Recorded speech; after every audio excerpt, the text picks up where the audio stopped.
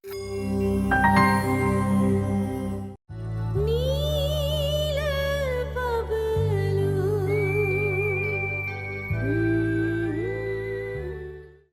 Sir මොකද්ද මේකේ තේරුම සර්? දැන් මොකක තේරුමක් ගැනද ස්වර්ණ මේ කියන්නේ? සර් ලගේ ගෙදර අර නතර වෙලා ඉන්න ගෑනු ළමයා හින්දා මේ ගමට ඇතිවෙච්ච කරදර හොඳටම ඇති සර්. දැන් අපේ සුදුමැණිකේ හින්දා කාටද කරදර ඇති වෙලා තියෙන්නේ? අනේ සර් නොදන්නව වගේ කතා කරන්න එපා සර්. හර්ෂ ළමයයි මගේ කොල්ලයි රණ්ඩු සරුවල් ඇති කරගත්තේ ඔන්න ඔය ගෑනු ළමයා හින්දානේ සර්. අනේ මගේ කොල්ලා කොයි තරම් හොඳ නමක් දිනාගෙන හිටියද මේ ගමේ. දැන් ඒකත් ඉවරයි සර්. දැන් ස්වර්ණ කොහොමද කියන්නේ අපේ සුදුමැණිකේ හින්දා ඔය හර්ෂයි නිර්වාණයි රණ්ඩුනා කියලා? ඈ අනික සුදුමැණිකේ කොහොමද නිර්වාණගේ නම කැත කරන්නේ? අනේ සර් මගේ කොල්ලා අහිංසකයි සර්. ඒකට ඒකගේ පාඩුවේ ඉන්න දෙන්න. ඒක දැන් මං කියන දෙයක්වත් හරියට අහන්නේ නැහැ. අදත් කකුල එල්ලගෙන සර්ලගේ ගෙදර එන්න හදනවා. යන්තම් කකුල අඩු වුණා විතරයිනේ සර්. අනේ මගේ දරුවව අතාරින්න සර්. මේක හරි පුදුම කතාවක් නේ. දැන් ස්වර්ණ කියන විදියට මං නිර්වාණ හරියට බලින් ගෙදර එක්කගෙන යනවා වගේනේ. මං කියන විදිහ නෙමෙයි සර්. මට මේ සිද්ධ වෙන දේවල් එක්ක දැනෙන විදිහ. මේ ස්වර්ණ මමවත් මැණිකේවත් අපේ සුදුමැණිකේවත් බලෙන් කාවවත් අපේ ගෙදර එක්කගෙන එන්නේ නැහැ. නිර්වාණ පොඩි කාලේ ඉඳලා අපේ ගෙදර යනවා එනවා. ඒ දරුවට අපේ ගෙදර ඕන වෙලාවක දොර ඇරලා තියෙනවා. මට බෑ ඒ දරුවට අපේ ගෙදර එන්න එපා කියලා කියන්න. මං දන්නවා සර්ට බෑ කියලා. ඒ මොකද? සර් රහිතක් හිතන්න එපා මම මෙහෙම කිව්වා කියලා. සර්ලගේ ගෙදරට එකපාරටම පාත්තුණු කෙල්ල මගේ කොල්ලත් එක්ක ඇයි හොඳයියක් පවත්වනවට මම කැමති නැහැ. සර් ඒ ගැන කියන්නේ කෙල්ලට. ස්වර්ණ හිතන්න හිතක් තිබුණට ඔය හිතන හැමදේම හරි නෑ. ස්වර්ණ කියන විදිහට මං අපේ සුදුමැණිකට කියන්න. හැබැයි ස්වර්ණත් ගිහින් නිර්වාණට කිව්වනම් හොඳයි. හා මගේ කොල්ලව මං හදාගන්න. සර්ගේ කෙල්ලව හදාගන්න.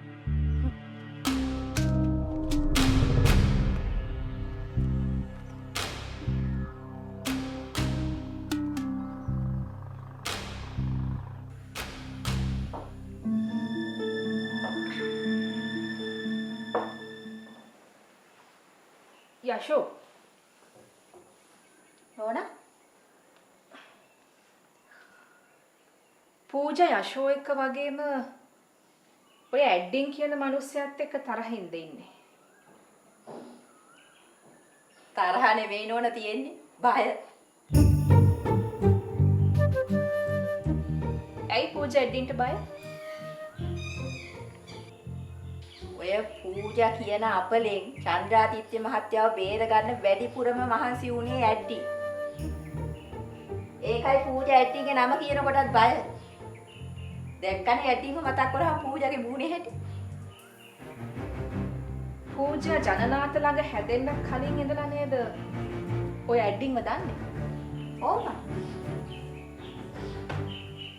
පොඩි ළමෙක් මිනිස්සෙකුට ඔච්චරටම බය වෙන්න මොකක් හරි හේතුවක් තියෙනවා. ඇඩ්ඩින් කියන්නේ තමුන්ගේ හාම් පුතාලා වෙනුවෙන් හාම් පුතාලාව බේර ගන්න ඕනෑම දෙයක් කරන જાතියෙ. ඒ කිව්වේ ඇඩ්ඩින් ආපුවාම නෝනලට දැනගන්න පුළුවන්. නෝනලව මහත්තයාලව ආරක්ෂා කරන විදිහ දැක්කහම නෝනට තේරෙයි ඇඩ්ඩින් කියන්නේ කවුද කියලා. ඉතින් එහෙම මිනිස්සෙක් ගෙදරකට වද්ද ගන්න බයයිනේ යෂෝ. ඇඩ්ඩින් වගේ අයව ගෙවල් වලට වැද්ද ගන්න නෙවෙයි නෝන බය වෙන්න ඕනේ. ඔය පූජලා වගේ අයව ගෙවල් වලට වැද්ද ගන්න. නෝන දන්නේ නැහනේ. ඇඩ්ඩින් එනවා කිව්වහම මට කුස්සියට එන්න තර්ජනය කොල්ල ගියේ. මට වෙලාවකට හිතෙනවා යෂෝ. පූජා යෂොත් එක්ක මේ තරම් පැටලෙන්නේ යෂෝ එයාගේ ඕන දෙයටයි එපා දෙයටයි ඕනමටත් වැඩිය ඇඟිලි ගහන හින්දා කියලා. මං එයාගේ දේවල් වලට ඇඟිලි ගහනව නෙවෙයි. ඔය ගෑණි නෝනලට මිනිස්සුන්ට කරන දේවල් බලාගෙන ඉන්න බැරුවයි මම මේ කතා කරන්නේ. පූජා මොනවද අපිට කරලා තියෙන්නේ? එහෙම වරදක් කරලා නෑනේ අචු. නෝනලට තාම පූජා වරදක් කරලා නැත්තේ පූජට ඕන දේ තාම නෝනලගෙන් ලබා ගන්න බැරි වෙච්ච හින්දා. මට තේරුන්නේ නෑ. එයා මොනවා හරි දෙයක් නෝනලගෙන් බලාපොරොත්තු වෙමින් ඉන්නේ. හැබැයි නෝනා ටිකක් පරිස්සමෙන් ඉන්නේ. ටික දවසක ඉඳලා එයාගේ කල් කිරියාව නම් මට අල්ලන්නේ නැහැ. යශෝට ඉතින් කොහොමත් පූජා වල්ලන්නේ නෑනේ. ඔය මනුස්ස වේසෙන් ඉන්න යක්කුන්ව මට කොහොමත් අල්ලන්නේ නැහැ නෝ. දැන් මොකද නෝනා මේ ඇඩ්ඩින් වෙනුවෙන් ගත්ත තීරණේ? මං එන්න කියන්නද?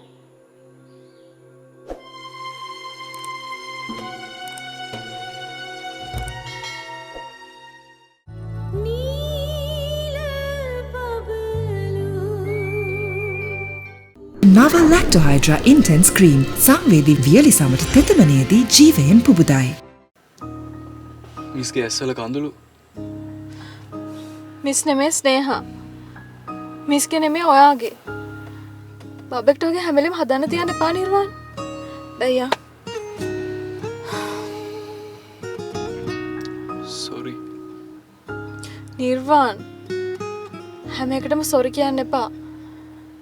එතකොට හරි ගොම් පාටයි. කියා දෙන්න ආදරේ තරම් සතියේ දිනවල රාත්‍රී 8:30ට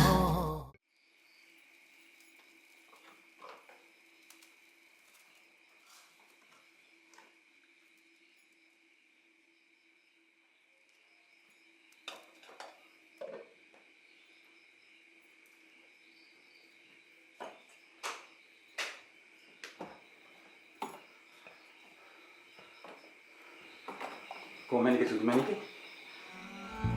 අර ඇතුලේ ඉන්නේ. අපි අපේ කියලා හිතාගෙන ඉන්න මිනිස්සුමයි මැනිකේ අපිට පද හදන්නේ. මට නම් තේරෙන්නේ නැහැ මහත්තයා මොනවා කියනවද කියලා. ඒ මොකද්ද දැන් මගදී සිද්ධ වුනේ? අමරවහරි ජයරත්නව හරි පාරදී හම්බ වුණාද? ඒ මිනිස්සු මෙහෙම කතාවක් කිව්වා නම් ඉවසන්න තිබුණා. මොකද මේ මිනිස්සු ඒ වගේ කට්ටිය හින්දා. එහෙනම් මොකද්ද උනේ? කවුරු මොනවද කිව්වේ? මට මගදී ස්වර්ණ හම්බ වුණා. වර්ණා මේ නිර්වාණගේ අම්මා? ඔව්. ස්වර්ණ කියනවා නිර්වාණ මේ අපේ ගෙදරට ගෙන්න ගන්න එපා. ඒක හරි කතාවන්නේ මහත්තයා. අපි කවද්ද නිර්වාණව මෙහෙට බලෙන් ගෙන්න ගත්තේ? මං ඒක ස්වර්ණට පැහැදිලි කරලා කිව්වා.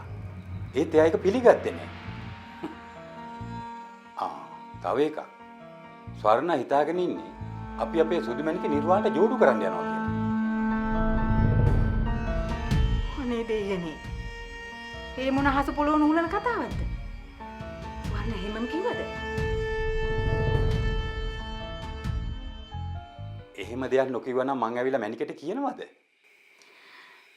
එක ප්‍රශ්නයක් ඉවර වෙනකොට තවත් ප්‍රශ්නයක්. තවත් මේ ප්‍රශ්න ඔළුවට දරා ගන්න අමාරුයි මහත්තයා. මැණිකේ තවත් අපි සුදු මැණිකේව බලා ගන්න ඕනේ. සුදු මැණිකේගේ ළඟින්ම අපි ඉන්න ඕනේ. මේ ප්‍රශ්න ඒ දරුවට දරා ගන්න අමාරුයි මහත්තයා. අපේ තුන් හිතකවත් නැති දෙයක්. ස්වර්ණ මව පාගෙන ඇවිත් කොහොම කිව්වද මන්දා? ස්වර්ණ කියන්නේ කොහොම හිටපු කෙනෙක්ද? මිනිස්සු තප්පරයට වෙනස් වෙනවා මැණිකේ. අපිට විශ්වාස කරන්න පුළුවන් අපි විතරයි. අපි බලාගෙන ඉමුකෝ. කතාවක් තියෙනවනේ කාලය ප්‍රශ්න විසඳාවි කියලා.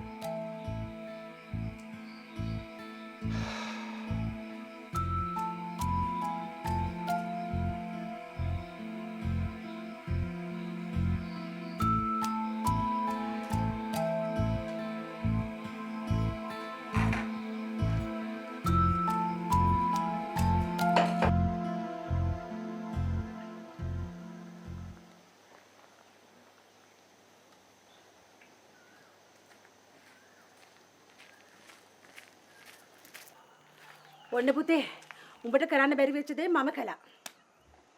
මට කරන්න බැරුව ගියද? ඒ කිව්වේ? උඹ ආයේ බත් බැලය වගේ එක එකාගේ ගෙවල් වල ගිහින් කඹරන්න ඕන නෑ. කඹරන්න ඕනේ හ්ම්. ඒ කාටද? කාටද? ලොකු සර්ට. අම්ම ලොකු සර්ට මොනවද අම්ම කිව්වේ? මම කියන්න ඕන ටික කිව්වා. අම්ම ලොකු සර්ට මොනවද කිව්වේ? දැන් මම ලොකු සර්ට කරපු පාඩම උඹට කියන්න ඕනේද? අනේ නිකන් හිටහන් කොල්ලෝ. අම්මේ අය මොකද? දැන් අම්ම ඇත්තටම ලොකු සර්ට මොනවද කිව්වේ? උඹට දැන් දැනගන්න ඕනේ මම සර්ට කියපු දේද? මම සර්ට කිව්වා එක එක වෙසක් කූඩු වගේ ගෑන් ළමයි ගෙදර ගෙනත් තියාගෙන අපේ කොල්ලන්ගෙන් වැඩ ගන්න එපා කියලා. උඹට කියන්න පුතේ සර්ගේ මූණ ඇකිලිලා ගියා. හැබැයි සර් හිතන්නේ නැති මං කිව්වේ ඇත්ත කියලා. පුතේ ආයෙ නම් උඹලට කරදරයක් වෙන එකක් නෑ සර්ගෙන් ඕ. අම්මේ ඇයි අම්මේ සර්ට එහෙම කිව්වේ? පුතේ අම්මේ ඇයි අම්මේ සර්ට එහෙම කිව්වේ? අම්මේ අම්ම ඔය බොරු මනස්ගාත හිතේ තියාගෙන එහෙ ගිහිල්ලා කෑ ගැහැව්වේ මම එහෙ අනේක නතර කරයි කියලා හිතලාද? අම්මේ අම්ම දන්නවා අම්මේ ලොකු සර් කියන්නේ මට මගේ තාත්තා වගේ. අම්ම ඔය මොන දේ කිව්වත් මම ලොකු සර්ලා ගෙදර යන එක නවත්තන්නේ නැහැ. ඒ කියන්නේ උඹ මං කියන දේ අහන්නේ නෑ. නෑ මං අහන්නේ.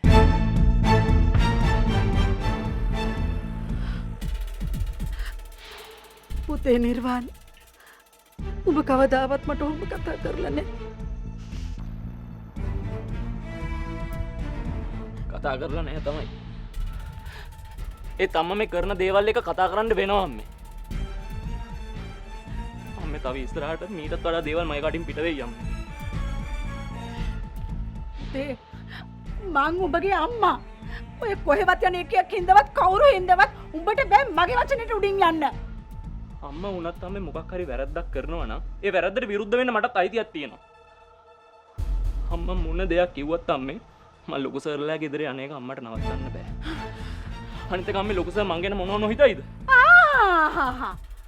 ලොකු සර් හිතන එකට උඹට හරි කනගාටුයි. මට මොන දෙයක් වුණත් උඹට ප්‍රශ්නයක් නෑ. මාස 10ක් බඩේ තියාගෙන දුක් විඳලා හදපු අම්මට ඔහොමද උඹ කතා කරන්නේ? ඔහොමද උඹ සලකන්නේ? නෑ තමයි. මම දැම්මම ගිහින් ලොකු සර්ගෙන් සමාව ගන්නවා. නිර්වාණ යන්න එපා. යන්න එපා නිර්වාණ. නිර්වාණ. උඹ ගියා. උඹට මගේ මිනි පෙට්ටිය තමයි දකින්න හම්බ වෙන්නේ නිර්වාණ. නිර්වාණ. නිර්වාණ. නිර්වාණ. අනේ. අනේ.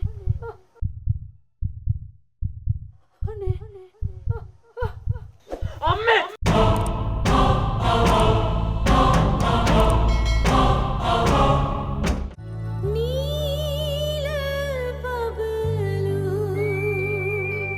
මොකටද උඹ මෙහෙ ආවේ?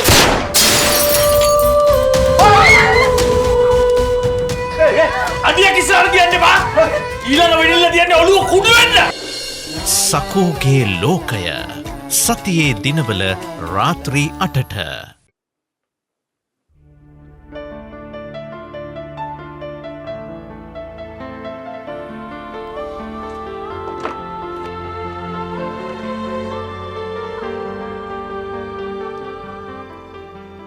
So, मैं प्रोफेसर ना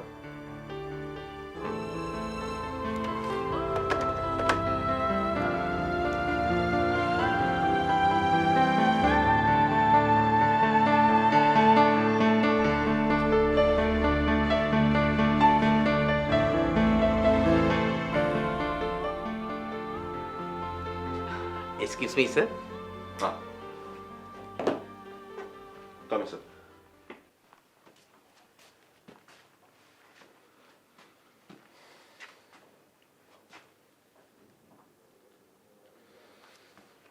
So, මම ආයි පාරක් අහන්නේ මේක ෂුවර් කරගන්න. ඔයාට හොඳටම විශ්වාසයිද? ඔයා දැක්ක කුරුළු මැඩම් කියලා. ඔව් සර්. මට හොඳටම විශ්වාසයි. සර්ට කියන්න අපේ කුරුළු මැඩම්ගේ මූණේ තිබුණ අහිංසක පෙනුමයි ගතිගුණයි ඒ ඔක්කොම තිබුණා සර්. ආයේ හිටියේ නම් කුරුළු මැඩම්ම තමයි. ආයේ කිසි වෙනසක් නැහැ සර්.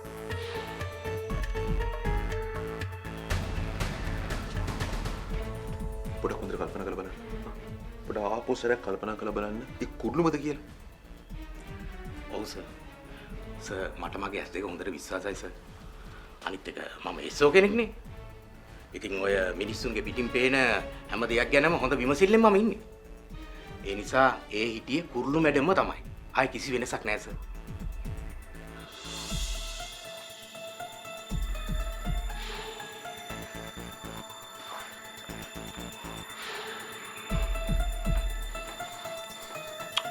නිකන් පුංචි වැරදීමක් වෙන්න බැරිද? මිස්ටේක් එකක් වගේ.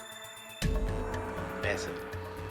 මම කොච්චර කල්පනා කරත් මට හිතෙන්නෙම ඒ කුරුළු මැඩම් කියලා. සර්. සර්ට මම අවිශ්වාස නම් පන්සල ඉස්සරහා CCTV චෙක් කරන්න. එතකොට පුළුවන් මේ කුරුළු මැඩම්ද නැද්ද කියලා හොඳට අඳුරගන්න.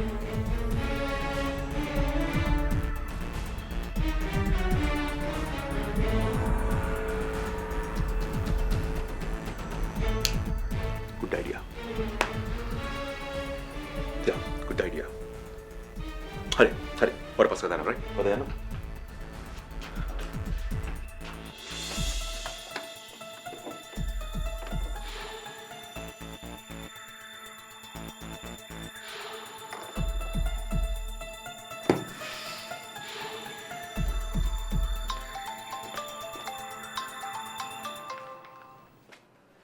ඔව් මිස්ටර් විමන්. මේ ඉන්ස්පෙක්ටර් ෆ්‍රීද මේ වෙලාවේ පොඩ්ඩක් කතා කරන්න පුළුවන්ද මට? ඔව් කියන්න මිස්ටර් විමන්. ඉන්ස්පෙක්ටර් අර එස්සෝ කියපු කතාව අපිට ප්‍රූව් කරගන්න තව පොඩි chance එකක් තියෙනවා. ඒ මොකද්ද? කරන්න පුළුවන් දෙයක් නම් අපි ඉක්මනට කරමු.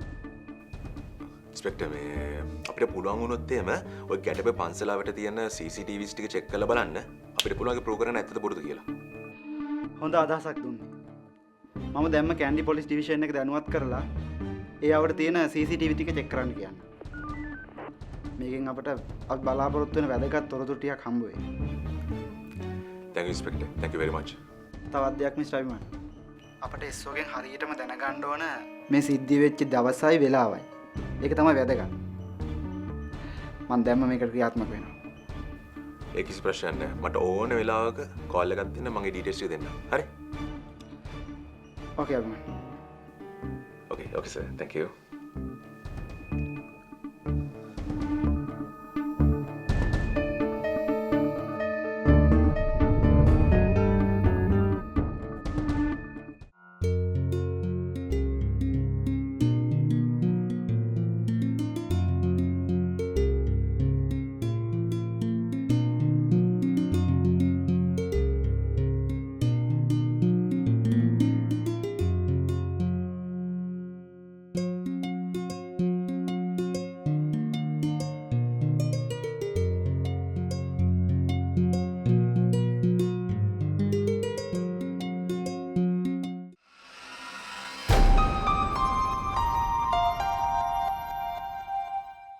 අපේ පූජා මැඩම් කරුණාවෙන් දෙයක් පටන් ගත්තොත් අවසාන වෙන්නේ මහා විනාශයක.